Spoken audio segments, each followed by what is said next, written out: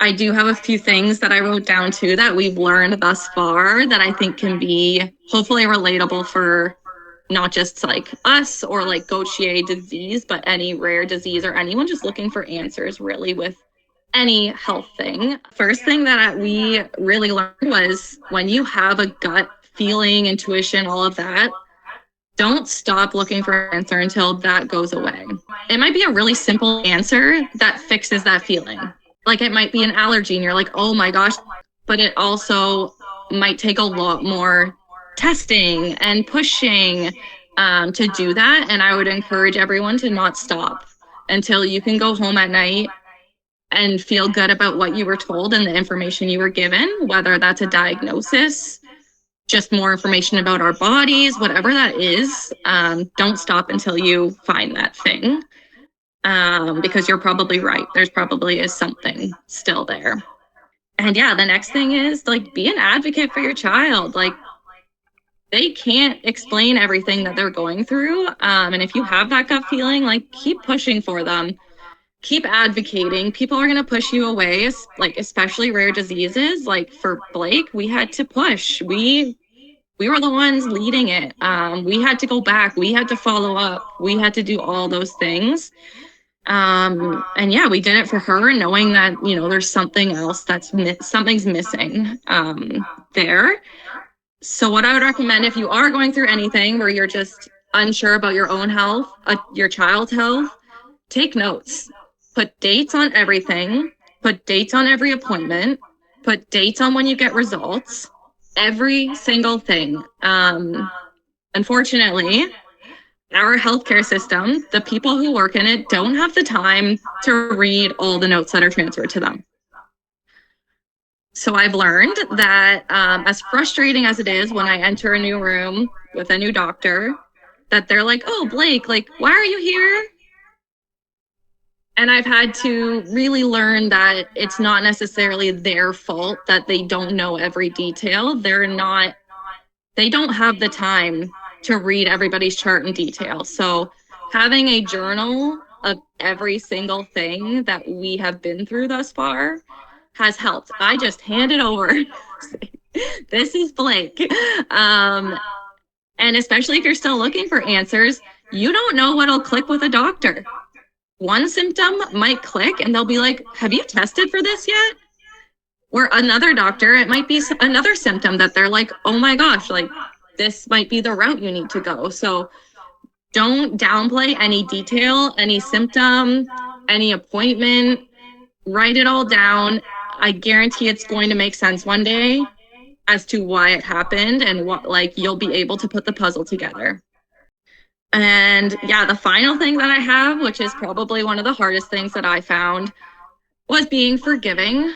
Our biggest thing that we've learned, and yeah, I was saying be forgiving not only to the people you're seeing in the healthcare system, nurses, doctors, specialists, but be forgiving to yourself as a caregiver. You're taking on a lot. You're taking on emotions for your child. You're taking on emotions like my husband has to work. Like we can't just both be taking time off to be doing this too. Like, so, you know, my husband feels guilt for not being there.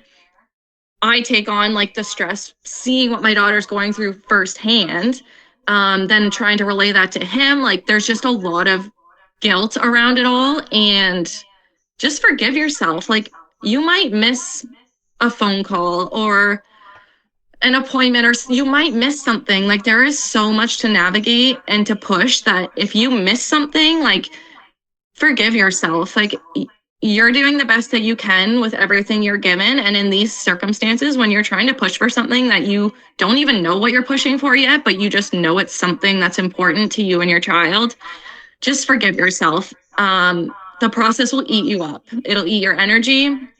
It'll eat any positivity or hope that you have. Like forgive yourself, learn from it, and move forward. And the same thing goes for those nurses, those doctors you see.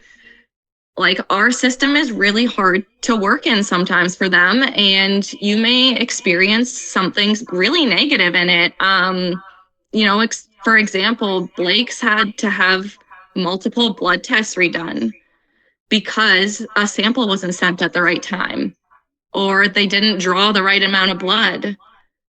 So for me as a mother to be I'm initially, it's like, she's gonna have to go through a whole new needle because you messed up, like that.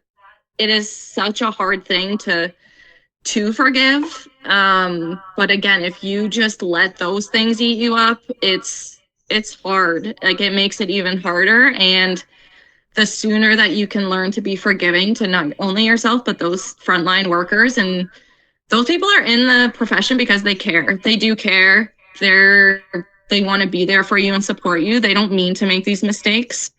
So be forgiving. And our biggest thing is doing it head on. So, I go in and I say, hey, like, we're here again because something wasn't right. My daughter had blood work and this is what happened. And I just want to know why. Like, how does something like that be missed? And so we always put it like right on.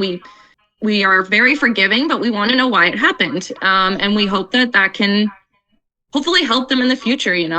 Hopefully they won't make that mistake again with someone else. So I'm big on being forgiving to them and not making them feel that either. Like, I don't want them to go home and feel so guilty that they had to do blood. Like, they wouldn't want that.